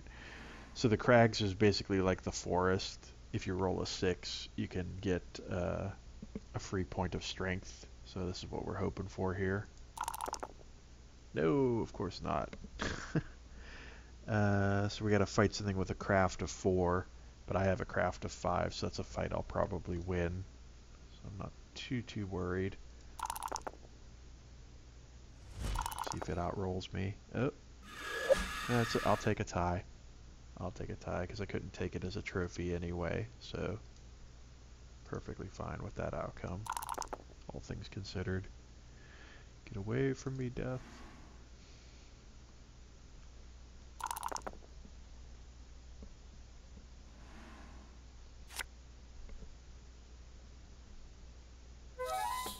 So I think what I might start doing, if I'm going to be doing these solo from now on, is I might start filing these broadcasts under Talisman instead of under the Gaming Talk Show, because it might just be easier that way for people to find this. I'll have to see how things go, see what the response to this episode is like, see if people even enjoy just hearing me ramble by myself while playing this game. But I guess we'll cross that bridge when we come to it. For now, roll out. So I definitely don't want that Warlock quest. Let's go to town, I guess. And you know what? Maybe we'll jack the minstrel just to be a jerk. Because why wouldn't you? Why not? Of course. Yeah, alright, well we'll take the tie. I'm not going to waste my fate re-rolling that. Good roll, minstrel.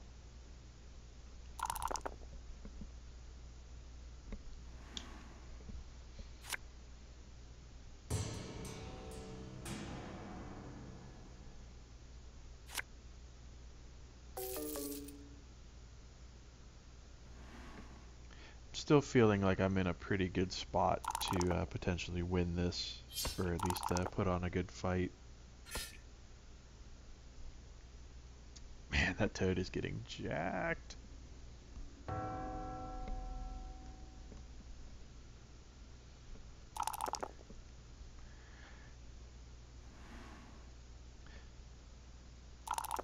So I think, if I recall correctly, both of these toad conversions came off the Enchantress square, which is up in that upper left corner city square. One of the things you can do is go visit the Enchantress. And that's one of those squares where it makes a lot of sense to do it early in the game, but like the further the game goes on, the less sense it makes, because getting turned into a toad when you have a bunch of items and have a lot of stats and stuff to lose is pretty dangerous. It's pretty scary. Like I'm thinking that the further you get into the game, the less of a good idea that is to take that chance. Ooh, treasure. I will take treasure. Absolutely. So let's see, can I just use it? I thought that was one of the bugs they were supposed to be fixing, where they were going to just let you use the... Yeah, okay, cool. So we'll just use that. That's nice, to not have to drop the item. Okay, so I didn't actually get anything. I guess there's that magic object that I could take, but I would just have to drop something if I pick that up, so I'm just gonna not pick up anything and take the gold. So I believe that's 2 gold that I'll get. Let's see, I'm at 4 now. I guess I didn't get any gold because I could have taken an object and didn't. I guess you only get gold if there wasn't an object that you could have taken. But that's okay. I can make my own gold. I'm not worried about it. Those boots aren't really worth dropping another item for, I don't think.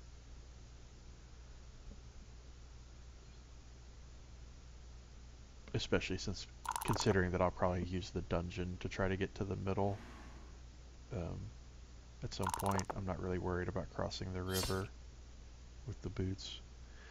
Oh, you're gonna attack me, are you? Alright, well, let's see how that goes. Ugh. Do I re-roll? Well, I have a pretty good chance of winning this fight, or at least breaking even if I re-roll. Although it does leave me with no fate left either way. So I think I will go for it.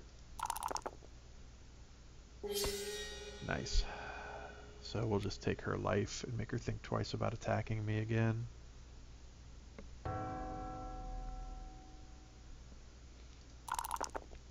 Now we need to boogie and try to make our way down to the graveyard and get some more fate ASAP. Anything cool over here? Strength of 4 and the leper. I probably don't want to deal with either of those at the moment, so let's take the path of least resistance over here. Okay,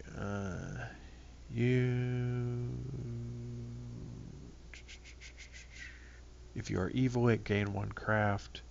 If you are good or neutral, he converts you to evil. Alright, well, the bad news is I get converted to evil. The good news is when I get to the graveyard, I won't have to pay for my fate. So I guess there's that.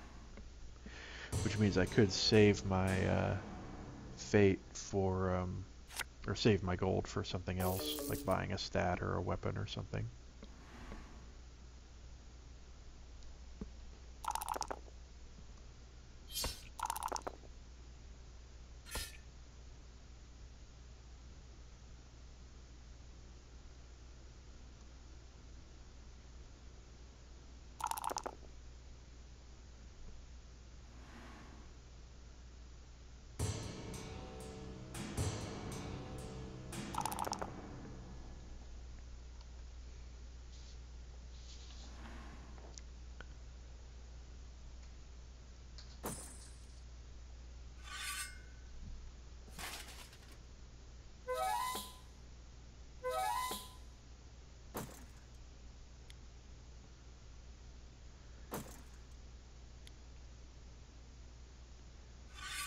Yeah, see, I would have gone for that loot pile from where that guy got converted into a toad, but the thing is, if you don't have the ability to carry the extra items, it really doesn't do you any good. I really need a mule or a horse and buggy or a porter or something. I need to be able to carry more items at this point in the game. Okay, well, I gotta keep heading for the graveyard, so we're gonna take another trip to the forest, unfortunately. Because I really need to get my fate back. Yes, I know you don't have to keep telling me that. It's cool. Ugh. I was really hoping for a 6, but c'est la vie. I think I'm gonna lose a turn again. But it was worth it to try to get the free craft. I really don't regret doing that, even though it hasn't worked out the past couple of times. It's kind of like my talisman pendants for getting the 6 the first time. now I'm getting jacked on that square every time I hit it.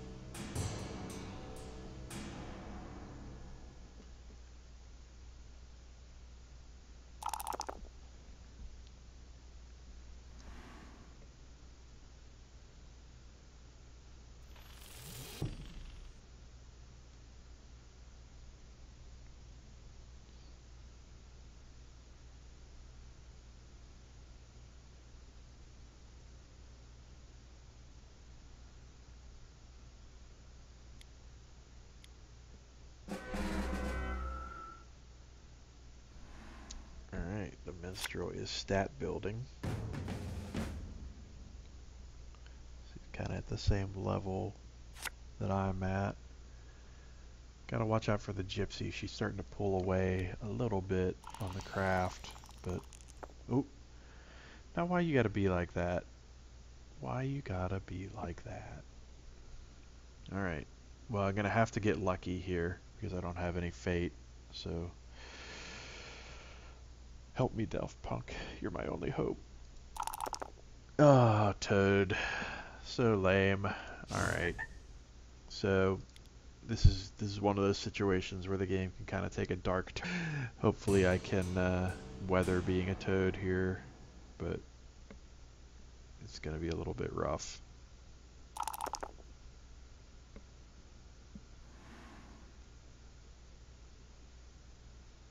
And that's why you really want to have fate at all times, if you can, because of situations just like that. Man, lots of ones being rolled. Well, you know, Minstrel, if you didn't learn your lesson about the Enchantress from the last time, I don't know how to help you. So that was just a terrible idea to go back to her. Oh, you're gonna pick up my stuff, are you? Alright. I see how it is.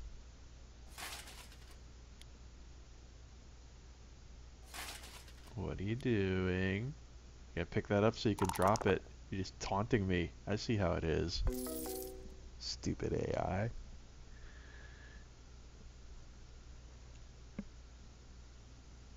Alright, so time to look at my options here, which I don't think are very good. Yeah, I don't think I want to face the Craft 10 demon as a toad, so I'm thinking I'm going this other way. Hopefully nothing bad happens here.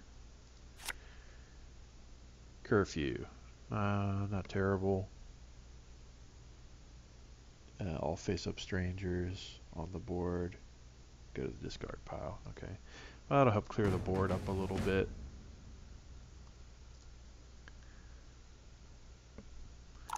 Unfortunately, I can't pick my talisman back up as a toad, so I'll have to wait a couple more turns for that to wear off. I'm going to make that gypsy pay for toading me before this game is over. Mark my words, that's going to happen.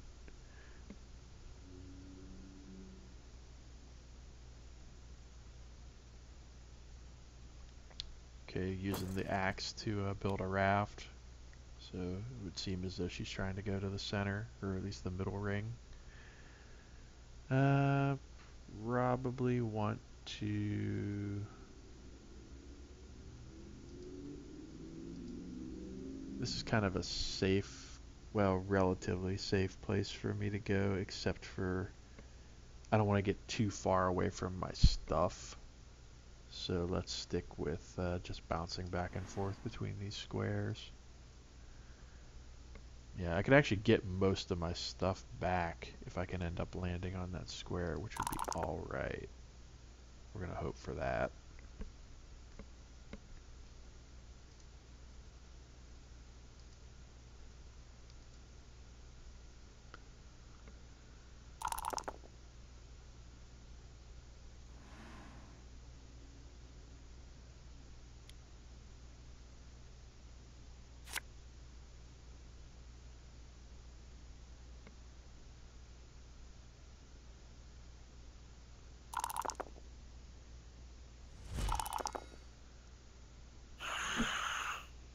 Ooh, Philosopher just got burned.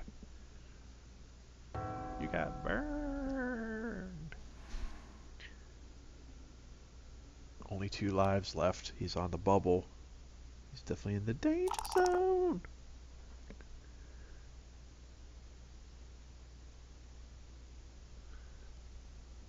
Minstrel's kind of in the danger zone too, because he's only got 1 life on his toad. So we could smash him pretty easily.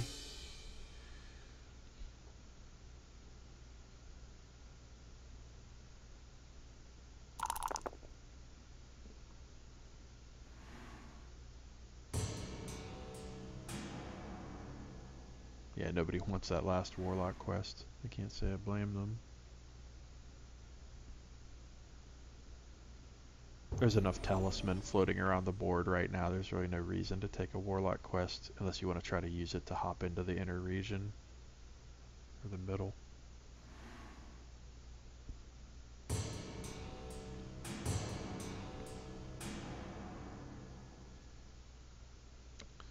Alright, hopefully this square will be merciful. See what I draw. Strength 2. I might be able to win this. Come on, Battletoad. I believe in you. Oh, no. Oh, poor little toad. Poor little toad got owned. Alright, well I should be turning... Yes, I've turned back into myself now, so that should make things a little safer. Hopefully I can roll a 1 next turn, and and at least get my stuff back. I did lose my money, but that's okay. I can get more money fairly easily. I do need to try to do that as quickly as possible, though, so that I can get some gold, or some fate, I should say. Oh, wait, actually I'm evil now, so I don't have to worry about paying for fate. I can just go to the graveyard, so that's kind of advantageous.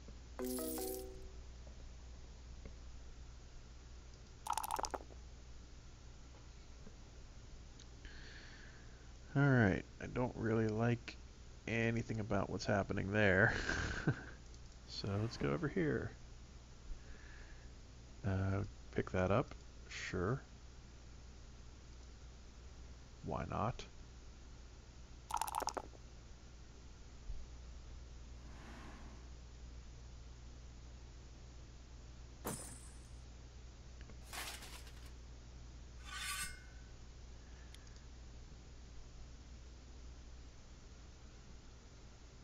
Alright.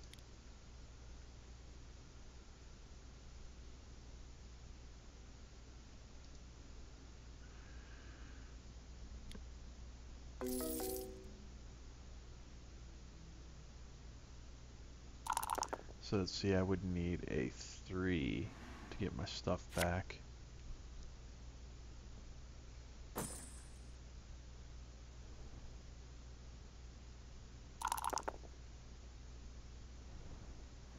Wow, just going deeper in. Interesting. Gutsy play. I don't think her stats are that great. I mean, they're probably just good enough.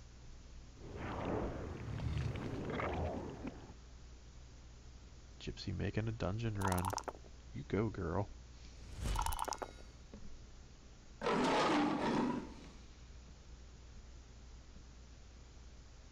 I can't. You know what? She seems to be making it happen, so more power to her. So now I roll the 1, of course. Let's see if I can get a 5 or a 6 on the tavern. Maybe I can make some good come of this. Of course. Take my gold that I don't have, scumlord. Alright. Here, Grim Reaper, go guard my stuff. Protected from enemies. How about that?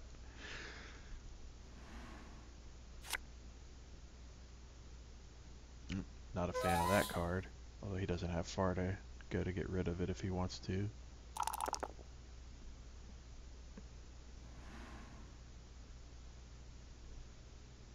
Oh, that's right, I couldn't pick that up because I'm evil now. That's right. I was wondering why I couldn't pick that object up, but no, I remember it said that.